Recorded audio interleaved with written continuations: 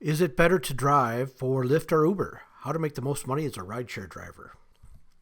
In the next few minutes, I'm going to show you which is better, Lyft or Uber, and give you a few tips to maximize your rideshare earnings. Hi, I'm Tim Pettycourt. That's me on the left. Here is my wife and I in Laguna, California, Laguna Beach. We stayed right on the beach. Our hotel overlooked the ocean. We heard the waves at night. It was an awesome trip. Went to Cozumel last July, and that was also an awesome trip. First time ever snorkeling, and the water there is just amazing. The colors and the clarity. It was awesome. Here's the group. There's a mermaid on the right. Here we are in Graceland. Went there in October. It was always been on our to-do list, and it was something that my wife wanted to do. I actually didn't want to go right away because I've been traveling so much, and I enjoy traveling, but I actually wanted to be home for a while. But she talked me into it, and we went. I'm glad she did, because a lot of times things will stay on your to-do list and get around to it, and sometimes it doesn't happen. So I'm glad we did. Got to see Graceland and Beale Street and all the good stuff, the barbecue down there. So it was definitely a fun trip. I'm glad she talked me into it. Here I am in Chicago. My son lives there. Visited there quite a few times. Went to Atlanta, Peachtree City 3 or 4 times. Went to New Orleans. A bunch of other trips throughout the year. Okay, enough with the family slideshow. I'm showing these pictures not to brag or make people feel bad. I just want to show what's possible. I see so many people complaining about this or that in the different groups and pages, some of these rideshare pages and stuff. I thought I'd share what I do and what some of my friends do to earn money on a flexible schedule. Most of the people I know making money don't hang around with complainers. They just go out and get it done and enjoy life. Some of the things rideshare drivers do. I have a retired neighbor who drives a few hours a week to pay for his golf and get out of the house. He and his wife are retired, and the time away from each other helps. And then he's got money where he can go out and golf without having to worry about expensive golf fees and whatnot during his retirement funds. I have one friend who drives rideshare back and forth from his regular job, and he makes around $1,000 a month just doing it part-time, driving back and forth to work and picking up a few rides here and there on the weekends when he needs extra money. I would have loved to have had something like this when I drove 20 plus miles one way for about 20 years. I just can't imagine how that would have helped pay for hockey and dance and different things and family trips or whatever, just to take some of the stress off of the daily grind. There's a lot of people that pay off their debt. It's provides that for them, and there's a lot of people that travel like I do. There's one guy I know, he works just a ton, like 12 hours a day, 7 days a week, piles up a bunch of money, doesn't have a lot of things, very minimalist lifestyle. He'll pile up the money, then he'll go travel for a month or two to Thailand and different areas of the world, and just living a life of adventure. Very cool.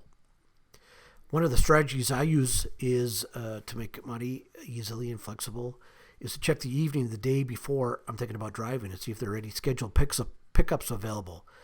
This one on the next page is going to the airport. I'll probably get at least a $10 tip, but normally I get 10 to 20 on these. Very rare somebody doesn't tip. I think a lot of times if a company has they're using a company credit card, a lot of times they won't tip or whatever. I don't know why.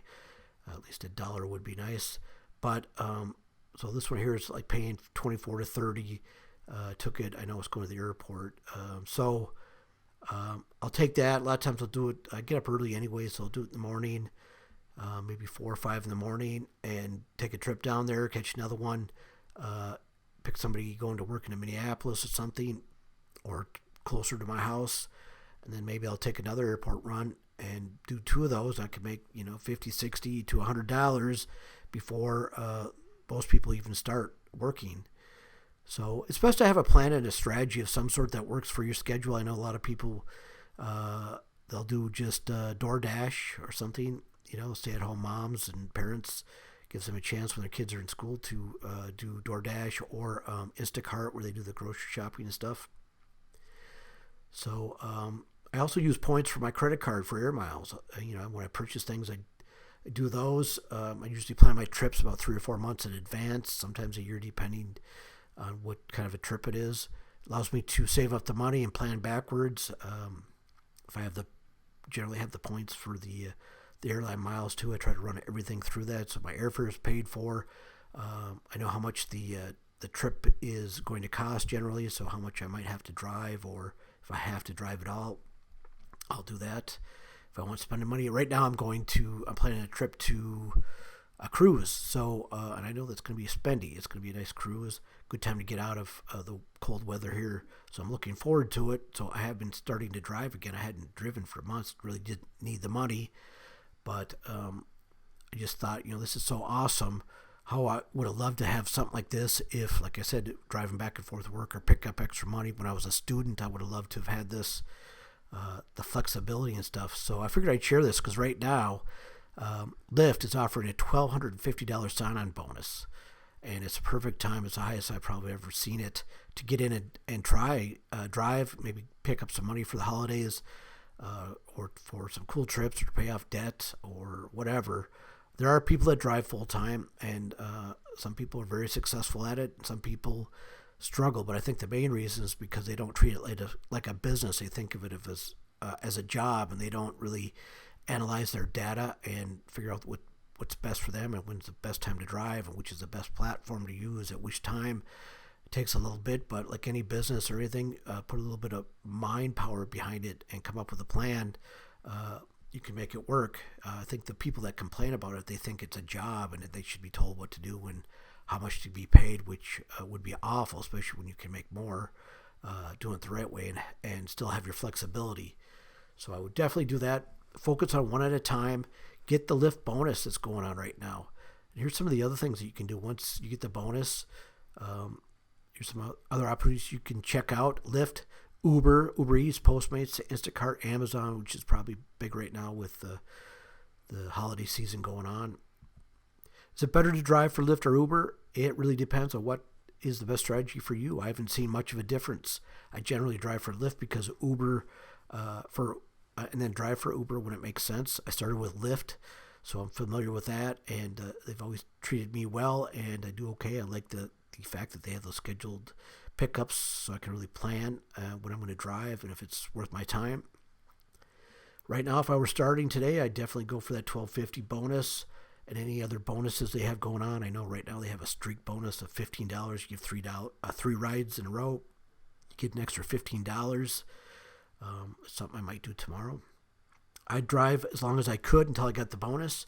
Then I'd assess all the data and see where the best opportunities exist. A lot of times it'll be really apparent if you're looking and checking that some areas have higher demand, some times have better time. There might be surging prices. There might be areas and times you like better driving, better times where you might want to switch different platforms, and whatever works best for you. And in some areas on zip codes, I'm sure the strategy would vary a little bit.